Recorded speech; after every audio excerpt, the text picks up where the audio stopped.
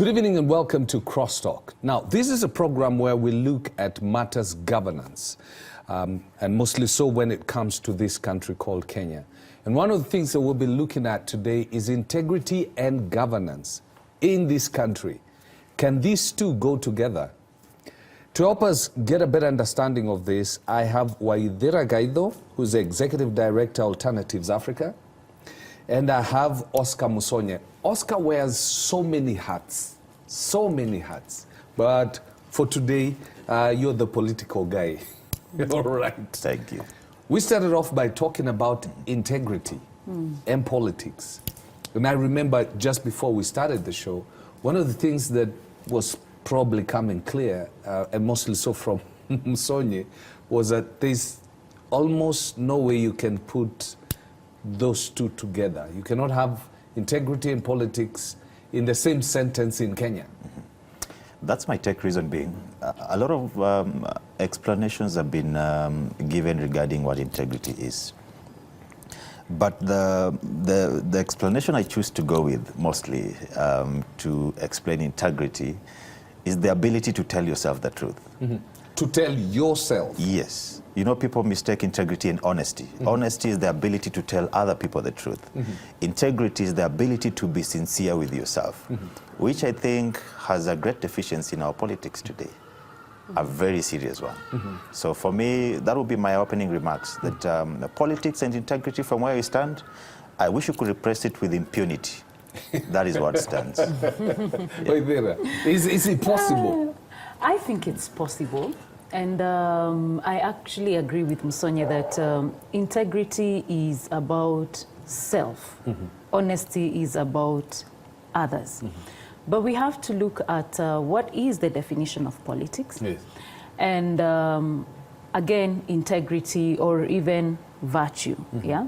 So the best definition of politics I've ever had is the pursuit of self-interest for positive or negative gain, individually or collectively. Okay? So it's for self-gain? It has to be for self. This can be individually or collectively. So for example, if we want water in our county, but the mountain is in central and my county is somewhere in eastern, of course, I will try to figure out how in the Legislative Assembly I will get water for my county, you see. Now that is a self-interest, but it's positive and it's collective, you see. So politics is about how do I gain based on what I am pursuing. Integrity is how I gain that. Will I gain it through ethical and moral principles? You see? Now, is that possible? Yes, it is. But in and of itself, there also has to be strategy about it. It just does not happen automatically, you know. There has to be a lot of art and science. When you look at the way we've been conducting politics in Kenya, basically the self aspect has been magnified. I don't know about the integrity aspects. We have right now, there's a campaign going on for the presidency and other offices. For the presidency, you are allowed to go for around, you can use around 4 billion shillings campaign, but the salary that you get is almost 2 million plus allowances. If you look at the amount of money people are willing to spend to get these, you must be a person of very high integrity to be willing to spend that just to earn this. You know, to pick up from where Waithera left, she actually confirms my explanation. Integrity has many legs. Or many legs or arms. Let me call them arms. And one of the major arms of integrity says it's not about self. It's about others. So that's why I was saying it's, yes, it's possible, but when you look at it carefully, rightly like you mentioned, I think you have to have a certain level of honesty. Actually, if you look through the explanation, it says you have to have a high moral standard or principle. That is what integrity is. Yes. And when you look at the way our politics and our governance is done, and unfortunately, we've always toned down governance to just political governance. Yes. Governance doesn't just talk about politics alone. Yeah. Yes, government. You can actually govern without being in politics. Yes, you can. All right? But when we narrow down to politics, then we slide in the aspect of integrity. A lot of them have missed the bar because there's a lot of compromise. Our politics today has a high appetite for compromise. And the compromise we have, unfortunately, is negative compromise. It's about self. And of course, we shield and I don't call them leaders, our dealers. You know, most politicians are dealers. They're not leaders. They specialize in the art of cutting deals. They specialize in the art of what is in for me. And what is the best clothes to wear when you're making this demand? My people. I come in and say, as Oscar, I come from Western.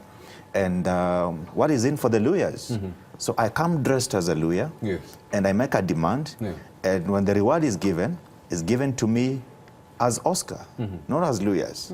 So at the end of the day, when that part of integrity is compromised from the onset, you see, you build on the foundation that you start with. But doesn't this escalate from somewhere? I mean, you've dealt along with the corporate world. How is integrity and governance practiced there? As we said earlier, you see, integrity is about self. Yes. It's decisions you make about how you want to first and foremost govern yourself. Yeah? What are your boundaries? How far are you willing to go? So it really does not matter whether it's an office, a corporate office, Yes. whether it's a public office.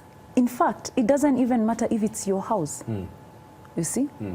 The moral and ethical principles that you abide by should not change Based on depending where or you are. based on where you are at. Yeah. Who you are. I mean, you're not Fred here and then you go somewhere else and you become Jack, and then you move from there, you become Paul. You know, you're Fred, regardless of where you go. Your ID number remains the same, your fingerprint remains the same, and so should be your moral and ethical principles. Now, the question is, what price are you willing to pay for what you stand for? Are you willing to sacrifice it, you know, at the altar of popularity, at the altar of prosperity, you know? And remember, it's prosperity using public money. You know, it's not your money. So the first decision one must make is about their internal compass. That then determines how far you're going to go. But then again, politics is not, of course, the challenge where we have the present challenge. It all began perhaps with a good intention, whereby during Africanization we did not have, that was in the early 70s, we did not have enough Africans to be able to take on certain jobs and at the same time also plug into the economy. And so permission was granted for our public servants to also become public merchants. Now, once that seed was sown, Meaning business. yes, you became a merchant. Now, to be honest, you can't serve two masters, because if I am the one who's deciding on roads, Yes. I'll make sure that I know I have bought all the land where all the roads will pass in the next 10, 15 years. Yes. You see? Yeah. Why? Because I'm allowed to also be the trader. You know? So I will be the one to sell you the land. So that's where we went missed- off, yes. But the intention, as usual, Yes. it starts off as a good thing. Yes. But you see, once you've tasted that honey, how are you going to come back 15, 20 years and tell that person who's been a trader that, sorry, now you will be restricted purely to service? And so now you have got the syndrome of what's in it for me. The question is, how do you overturn that when the same people who are the traders, the merchants, are the servants that are meant, or you want to change that law? Yes, and that is where our challenge is. And so there's no way they're going to change that. Yes, and they need to benefit because of what you have just mentioned. Yes. I need to raise at least 4 billion because I know my opponent here has the capacity for 6 billion. Yes. How am I going to raise 4 billion, even if I'm a very good investor? How am I going to do that? So there are ways, there are alternatives. But you see, unless you're willing to invest in the expertise that shows you the other way around, because remember, at the end of the day, even for the politician, the most important person is the voter. Yes. How do you win? We know of politicians who have won seats without having 0 shillings. So basically, it is the voter who has lost the moral compass. To an extent, yes. Because the question would be, which came first, the chicken or the hen? I mean, the egg or the hen? I think it's either the egg or the chicken, depending with where you're standing. Yes. And like she rightly mentioned, this thing is messed up because we are placing an expectation on others. Integrity is not the expectation you put in others. It starts with you. Yes. So if we were to practice and exercise and embrace integrity from our end, then we'll be able to sanitize this entire process.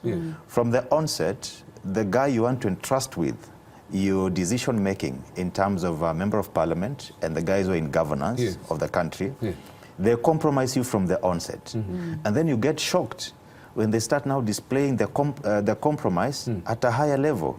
The guy comes, hooks you up with a few some change during campaign, and they promise you heaven on earth, something they've never done. And your expectation is when they go in, they are going to change overnight and become better people. So for me, I think this issue of integrity in governance should be shifted from our leaders to voters and individuals. If we set the right foundation from the onset, if you come to me and you want to run for office, what are the standards that I'm setting? Are they standards that are compromised? Then if you can be able to compromise me from the onset, I should not be shocked when I read when you take a whole paper and it's scandal after scandal, scandal after scandal. And unfortunately, these are the people we like. As a country, some of the people are termed as good guys, people with reputation, people with a good name, people with ethics.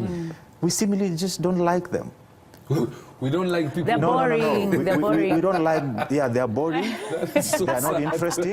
The more controversial someone is, the more handsome or beautiful they look like in the eyes of the politics, all right? So we have also we've amplified impunity and criminalize the guys who try to embrace impunity. So that's why even in our current politics, you realize some of the guys that were decent, they want to try and sound rough, politically rough, and they want to sound like, I also belong, I can also be able to shut people down. Yet that is not what it is. Why? It's because that is the playing field you've created, the image you've created is that, you know what, you can't be good and win this thing. You have to be rogue and you have to be shrewd. So basically, there's a place where we missed it out. From the very onset. And it's not it's not up here. There's a foundation where that moral compass disappeared. And it's could we comfortably say this is our homes? That they reflect what we are seeing right now is a reflection of governance in our home. Hold on to that thought, Waithera. I can see you about to explode. Let's go for that short break. I can see Kelvin standing behind the camera telling me, go for the break. Kevin, there you go, your break.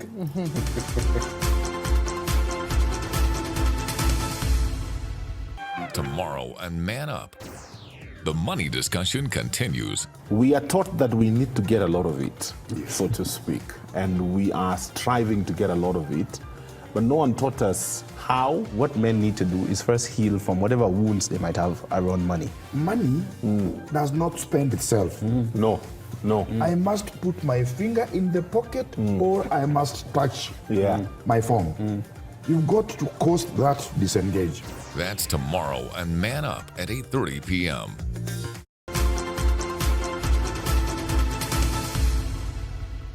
Welcome back to Crosstalk. And as you know, if you've joined us right now, we're talking about governance and integrity.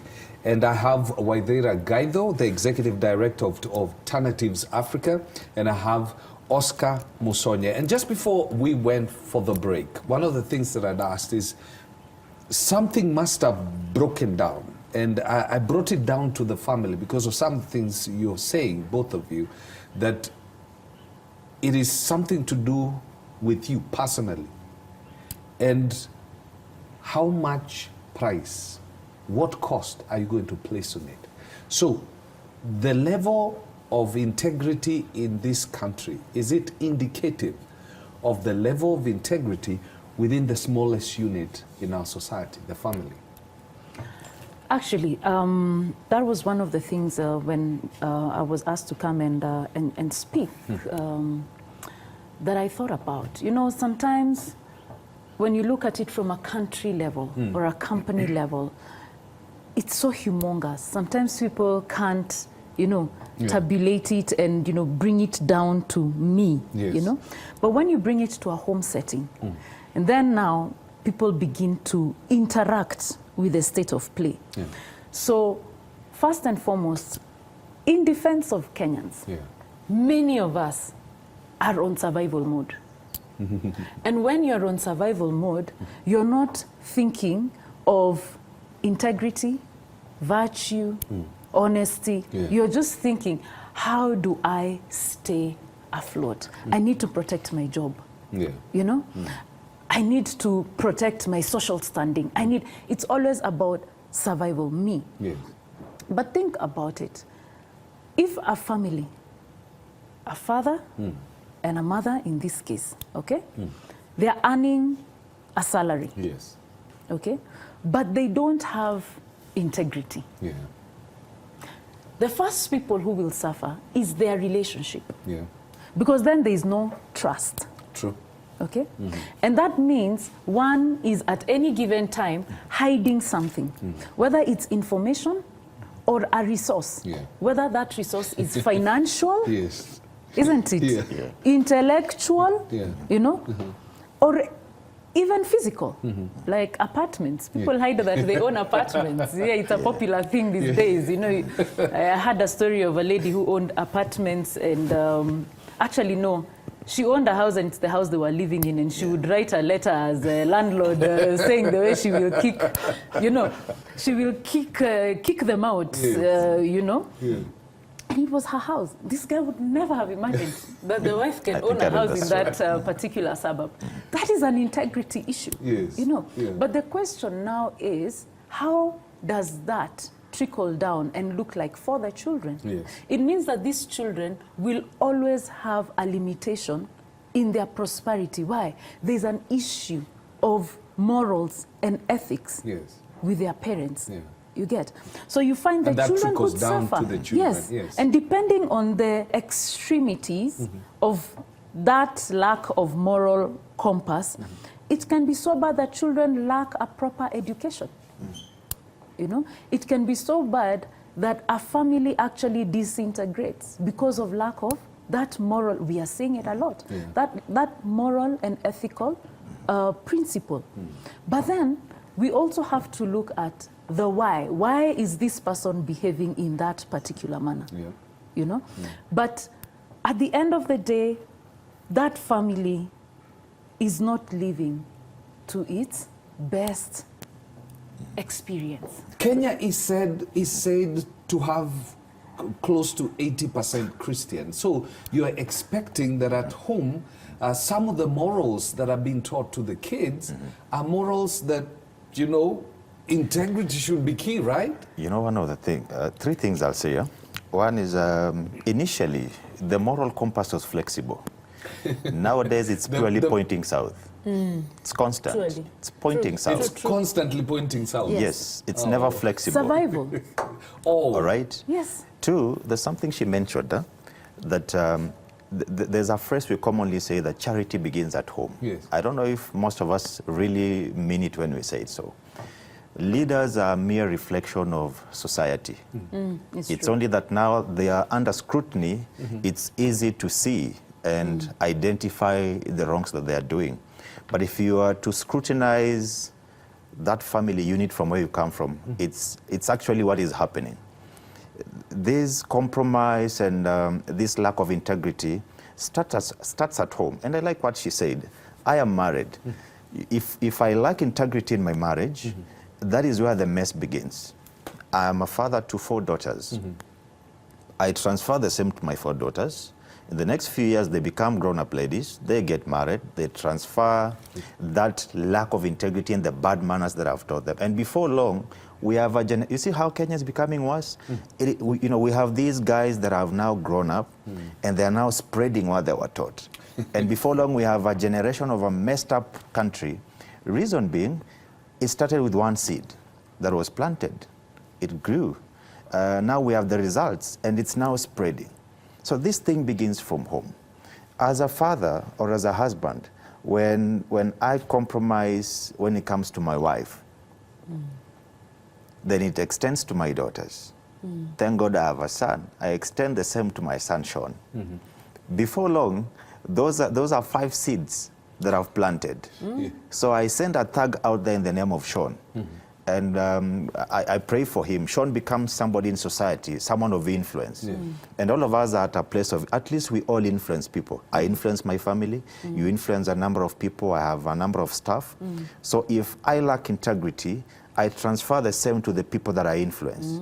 And those, so it becomes, it multiplies and multiplies. Exponential potential. Yes. So before long, let us not run away from the fact that these guys are a mere reflection of who we are. Yeah. You see that politician we say is corrupt?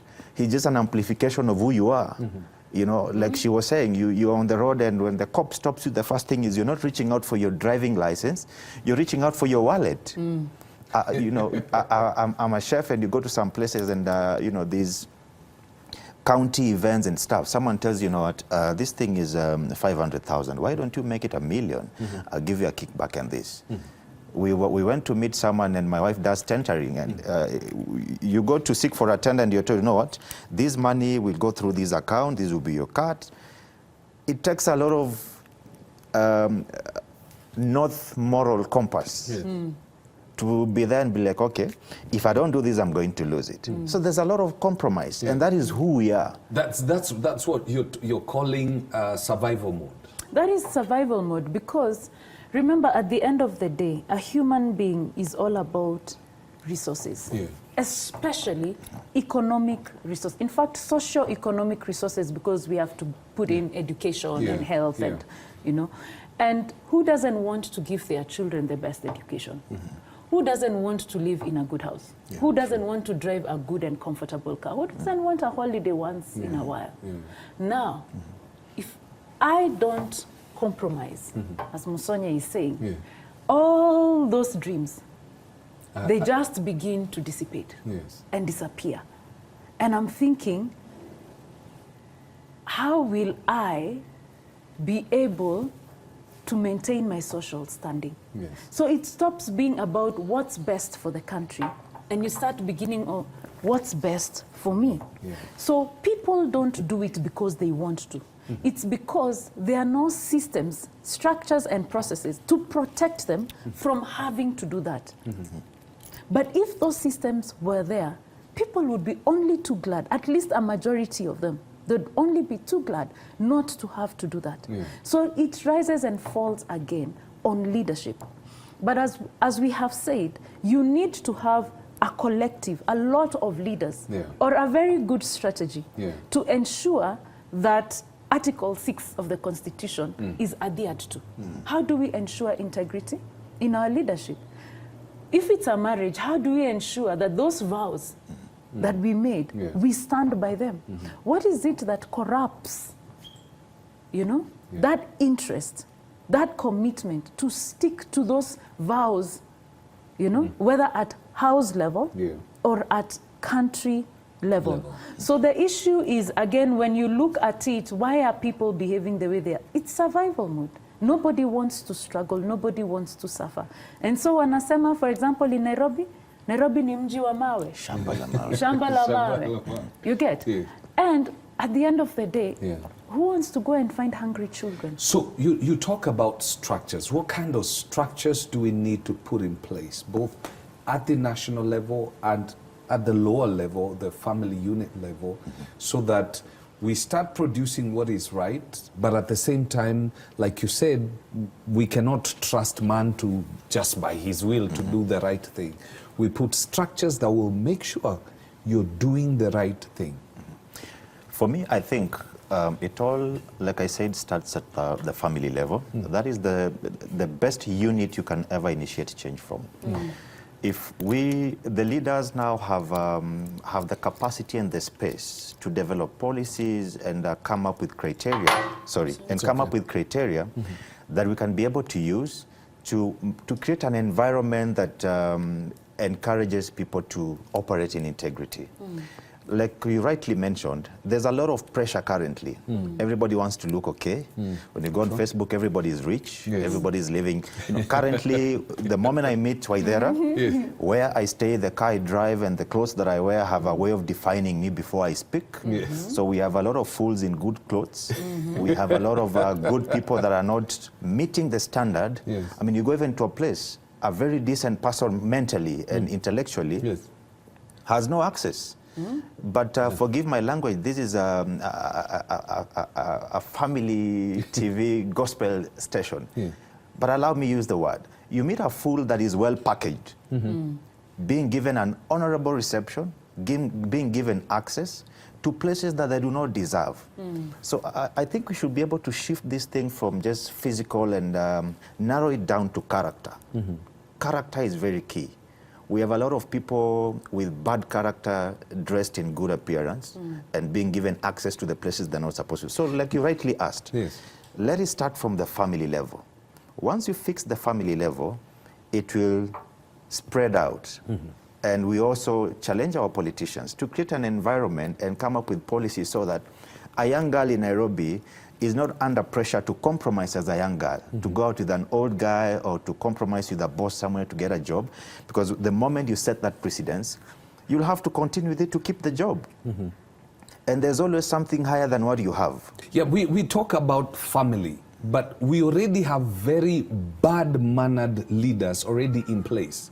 So how do we correct this so that these people you said cannot be trusted to do good on their own can actually behave? Okay, I will withhold names because I do not want it to be said what parties or what I seem inclined to. But the other day I was listening to a politician and he said, yeah, Taki siasa ya matusi. You know, there are issues to be sorted and that's the conversation that needs to be had. And I don't know whether you've realized there's really been a decrease in insults, you know. And as we were saying earlier, that's what people were used to celebrating. But now it's forcing people to think about real issues. It forces you to think twice about your manifesto. What are you telling the people, you know? And the people will hold you accountable. Before, how can you be held accountable with matusi? You get? So at the end of the day, it was because of this particular politician, his internal compass, moral compass, ethical compass, saying, I don't want to do insults. I want to politic on issues, you know? And I think my last point is that God has never compromised. God actually says that he honors his word, which is law, above his own name. When you look at the temptation of Jesus, it was actually a legal conversation. Lucifer knew, it is written. Jesus also told him, it is also written. It is written. It is also written. You know, they stuck to certain systems, structures, and processes. Even as much as we accuse Lucifer for being wicked, etc. He is wicked because he twists the law. So he still sticks to the law, you know. So at the end of the day, we can say that it is possible if one makes the choice. The question, Fred, is what price are you willing to pay for the price of integrity? That's a very good question. I think with that, we're going to bring the curtains down. What price are you willing to pay for integrity? Because unless we make that price so expensive, we will not regain our country and we'll never have integrity and governance merge to give us what we need for this country. So you make that decision. I've made mine. Fresh, insightful, and in-depth stories from current affairs, opinion, inspiration, lifestyle, church-related articles, and so much more on www.familynews.today. Insights at your fingertips.